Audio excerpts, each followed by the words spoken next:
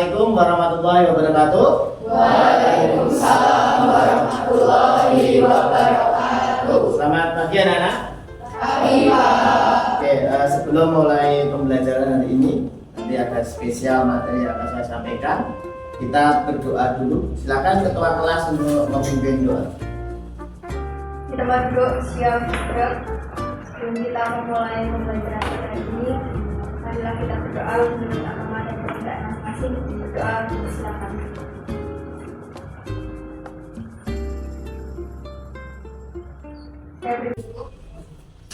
Oke, terima kasih Mbak Nanda. Gimana kabar pagi hari ini? Baik, sehat ya?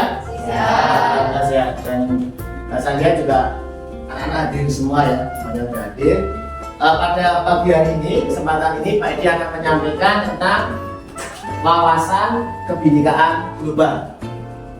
Ya, di dalam P5 kan juga ada kan, kebinekaan global ya, memang bagian di situ.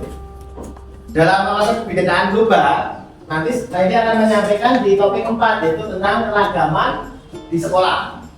Sekolahku yang bineka, ya, sekolahku yang bineka.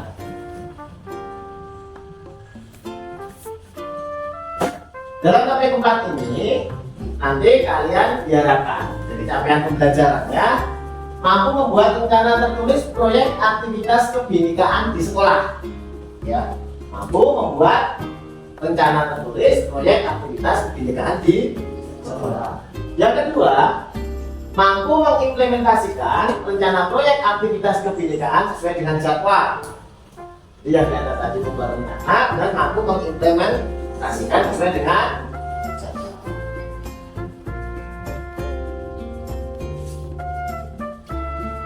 Pada kegiatan materi ini, alurnya adalah marka ya. Dari mulai diri, kemudian apa lagi? Aktivitas, kemudian konsep, kemudian refleksi, kemudian aplikasi. Ya, kita ulang mulai dari diri, kemudian aktivitas, kemudian refleksi dan konsep dan aplikasi. Mulai dari diri, keragaman apakah yang dimiliki oleh sekolah Anda? Setiap sekolah pasti memiliki keragaman. Keragaman apa yang dimiliki di sekolah kita? Silakan, siapa yang mau menjawab? Saya Pak. Ya, silakan. Oke, jadi keragaman yang dimiliki di sekolah kita itu yang pertama ada keragaman agama dari Muslim, Kristen, Katolik, Konghucu, ada Hindu sama Buddha. Terus ada keragaman etnis. Terus ada warna kulit, ada yang mungkin kulitnya putih, ada yang sawo mata, ada juga yang mungkin agak gelap lagi. Terus ada keragaman rambut, ada yang lurus, ada yang keriting, ada juga yang mungkin Muslim yang perempuan hijab. Terus ada juga keragaman suku, ada yang dari Jawa dan dari Sunda, ada yang mungkin dari luar Jawa. Ya, nanti keragamannya bermacam-macam ya, ada aneka ragam. Praktek-praktek apa saja kan yang dilakukan di sekolahan yang mencerminkan penghargaan untuk keragaman tersebut di sekolah kita? Oke, silakan. Oke, silakan. Jadi mungkin praktik-praktik yang ada di sekolahan yang mencerminkan penghargaan untuk keragaman itu salah satunya waktu gelarannya kemarin, terutama yang pada saat tema yang ke-1 yaitu kearifan lokal. Mereka banyak bekerjasama tanpa memandang satu sama lain dalam penjualan sebuah produk dan mungkin penampilan suatu budaya di Indonesia. Dan yang kedua adalah Aksenda, mereka bekerjasama dengan banyak organisasi dan warga sekolah untuk menampilkan sesuatu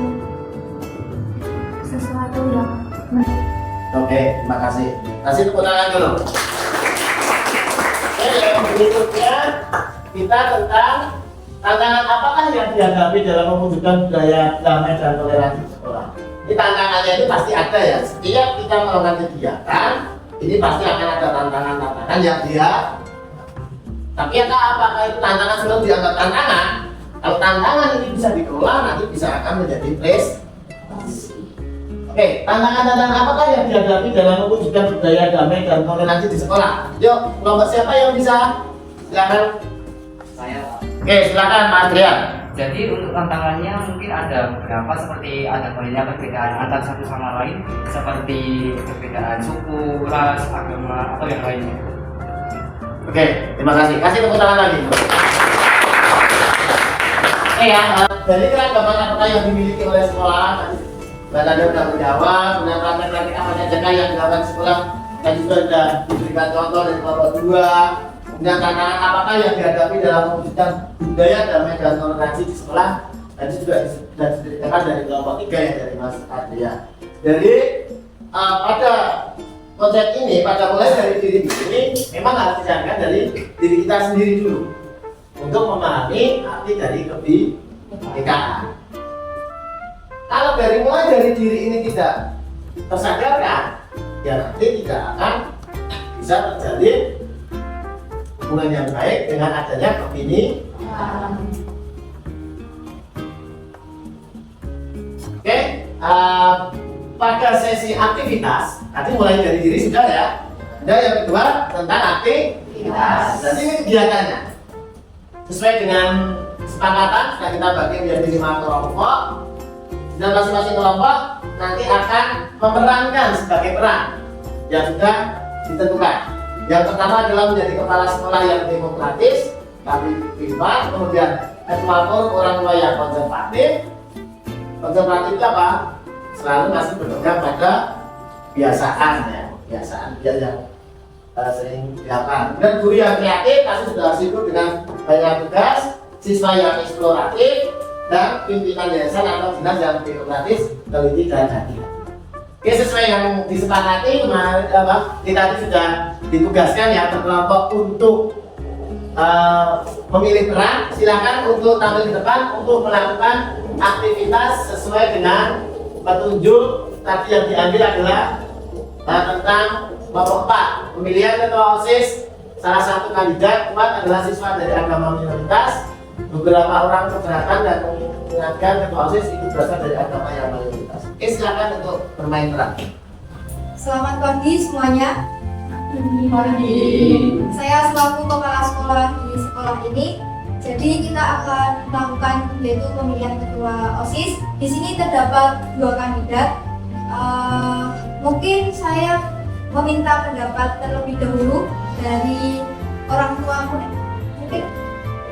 Kalau menurut pendapat saya, seorang calon ketua OSIS itu harus yang laki-laki dan rumahnya dekat, agar jika ada kepentingan yang urgent itu bisa cepat untuk mengcover begitu. Terima kasih.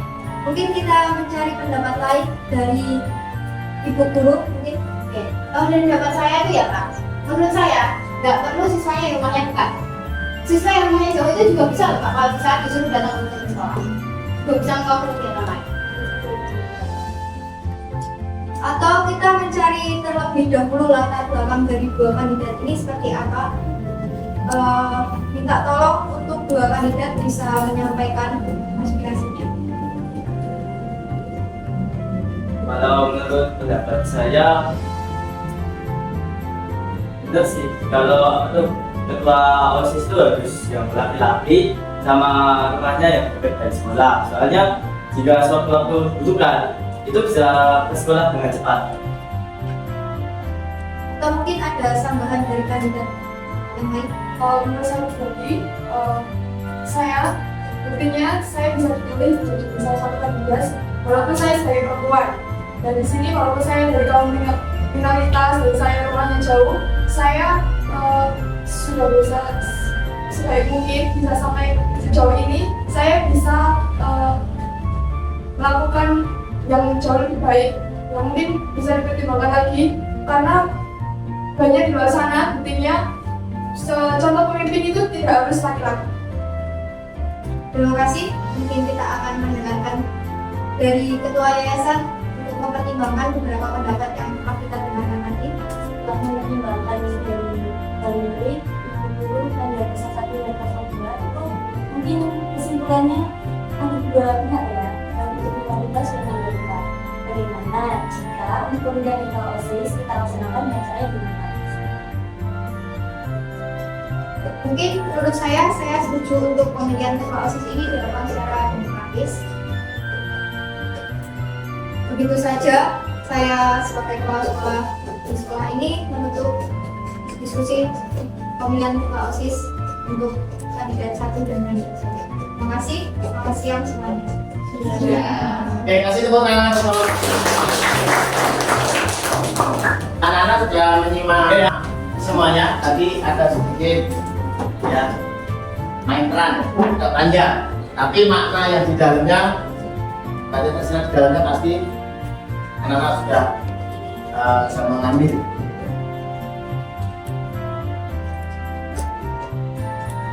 Oke, kita masuk ke 3, yaitu yang R.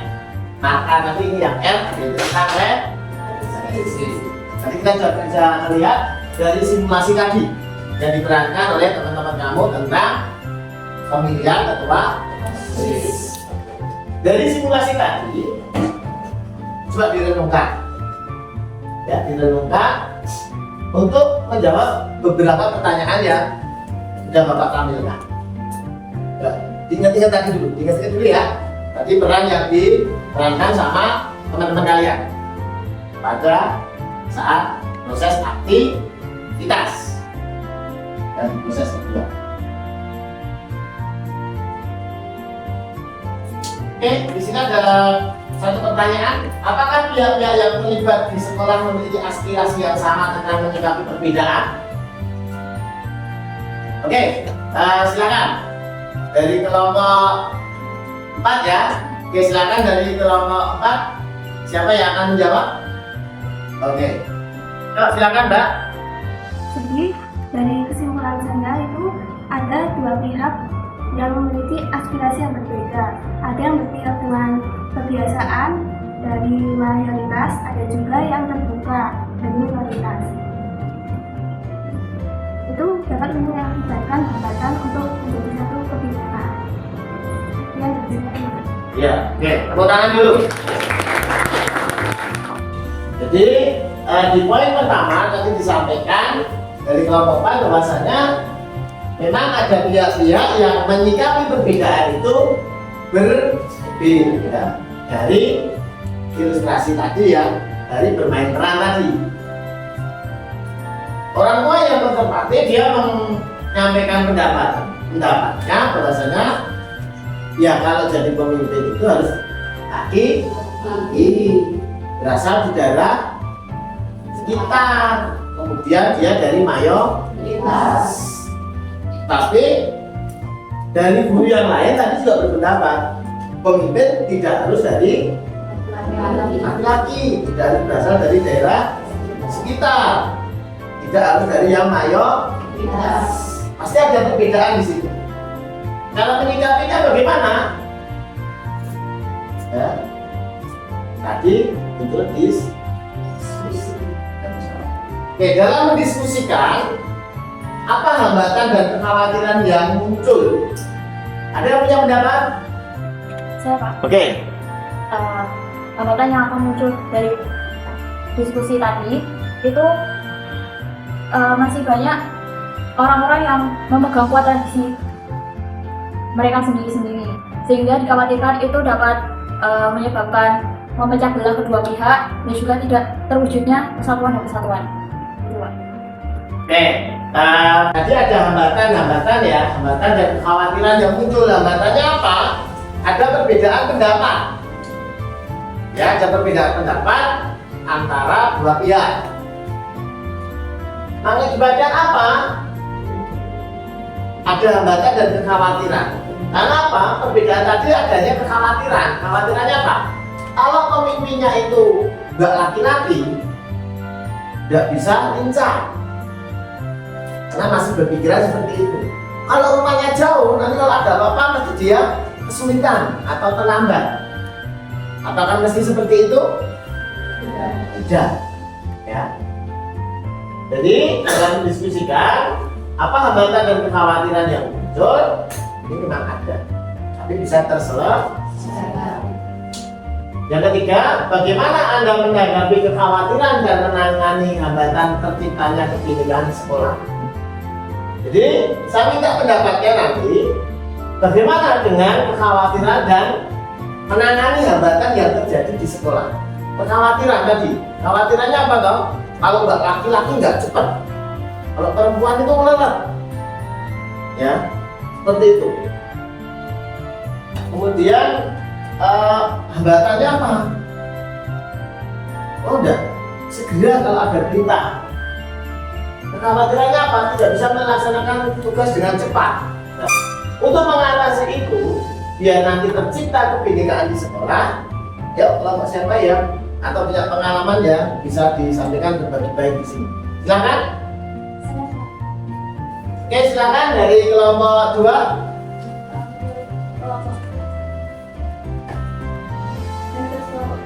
Dengan cara tidak membedakan mana kaum yang minoritas maupun mayoritas, baik dilihat secara suku, budaya, ras, agama maupun jenis kelamin, serta itu semua dapat dimusyawarahkan dengan baik-baik dan secara demokratis. Oke, terima kasih. Kasih tepuk tangan dulu.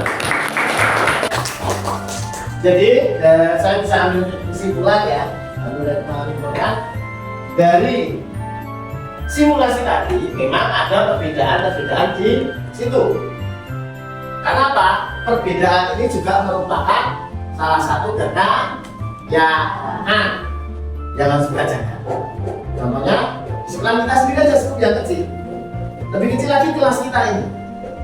Pasti di sini berbagai macam umur, ya kan? Ukuran sepatu aja beda. Ya kan kalau sama semua, kalau 42 semua harus sepatunya apa itu apa? Ya kan? Tapi bagaimana cara menyikapi itu? Tadi sudah disampaikan dari kelompok 1, 2, 3, 4, 5 sudah menyampaikan dengan perbedaan-perbedaan itu, dengan hambatan itu dicarikan solusi. Dia ada solusinya dimusyawarahkan. Karena dengan musyawarah itu membuat satu kesepakatan. Yang tadinya ada perbedaan di situ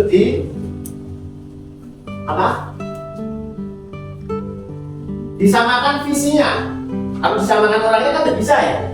Kalau rambutnya keriting ya tetap, yang rambutnya lurus ya tetap.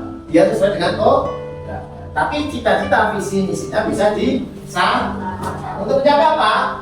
Kebinekaan di sekolah.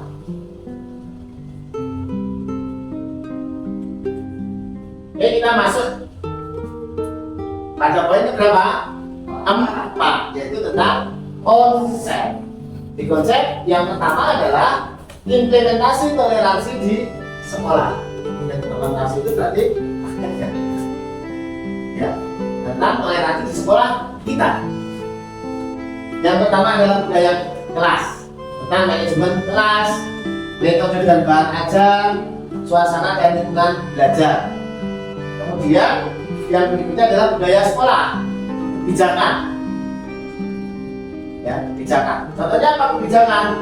Oh, kalau yang mau pakai tudung silahkan, yang tidak juga silahkan. Ya, tidak ada larangan. Ini namanya budaya sekolah. Antara lain untuk menjembatani perbedaan. Kemudian lingkungan sekolah, lingkungannya kondusif. Ya, semuanya difasilitasi. Kegiatan siswa, manajemen kegiatan, aktivitas kegiatan, program, materi atau konten. Ya, kalau anak-anak memperhatikan, kemarin barusan sekolah kita juga sudah melakukan ini. Kegiatan berbasis ya, bineka memang kita jaga betul. Yang Muslim kegiatan, yang Kristen berkegiatan, yang Katolik juga berkegiatan, yang Hindu Buddha juga sama dalam waktu yang sama, difasilitasi sekolah dengan yang sama. Ya, karena bisa merasakan kan kemarin. Siapa?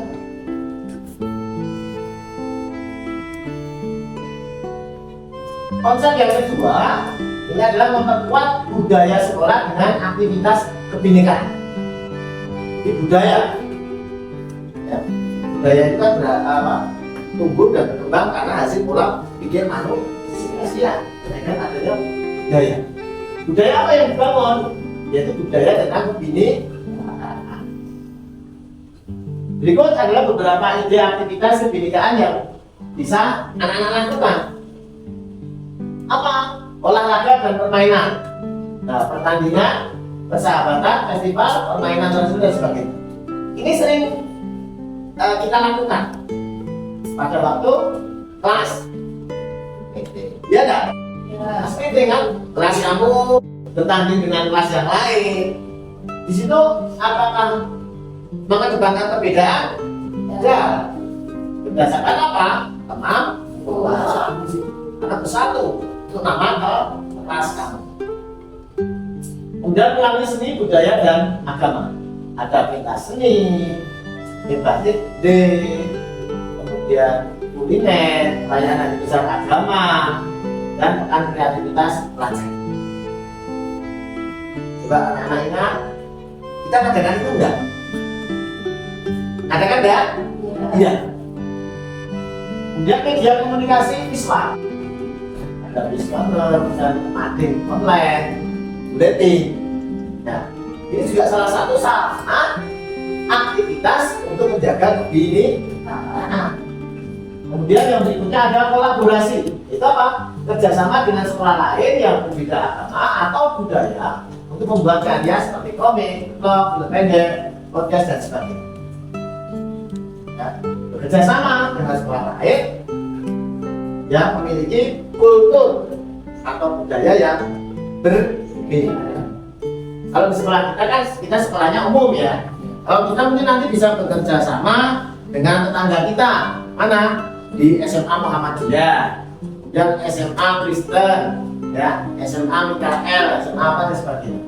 Jadi bisa berkolaborasi. Harapannya apa? Dengan olahraga dan permainan, seni budaya dan agama, media komunikasi visual, dan kolaborasi, ini nanti akan memperkuat budaya sekolah dan aktivitas di. Ada yang punya pendapat dari dua konsep ini tadi? Konsep yang pertama dan yang kedua, silakan. Atau punya pengalaman?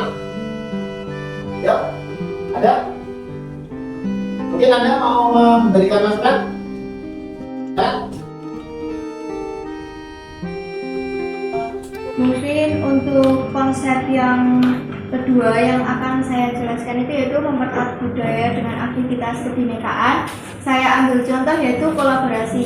Kita pernah berkolaborasi dengan suatu media komunikasi yang di luar, yaitu tentang apa saja yang kegiatan yang telah kita lakukan di sekolah. Yaitu kita pernah mengirimkan suatu perwakilan untuk yang namanya itu podcast gitu Pak. Gitu, mungkin perbincangan mengenai suatu keragaman yang ada di sekolah kita, dan itu kita kolaborasikan dengan pihak luar untuk kita diskusikan mungkin pandangan dari luar itu seperti apa. Oke, Anda salah itu ya podcast dengan ini ya yang kita bekerja sama yaitu dengan Adi Pangastuti. Ya, Adi Pangastuti, kemudian kita dibina konten ngisi di Radio Monanta. Oke, jadi di podcast itu diminta untuk menceritakan tentang keragaman kebinekaan di sekolah. Jadi bisa dilihat didengar oleh teman-teman pelajar di sekolah yang lain tentang aktivitas kebinekaan di sekolah kita di SMA.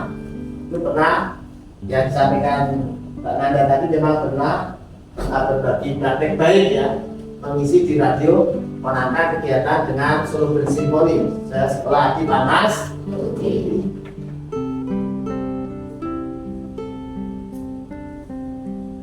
Oke, kita ke langkah yang terakhir yaitu tentang aplikasi.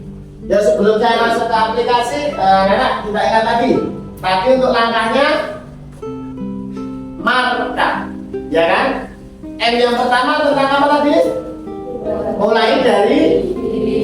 Yang kedua aktivitas. Yang ketiga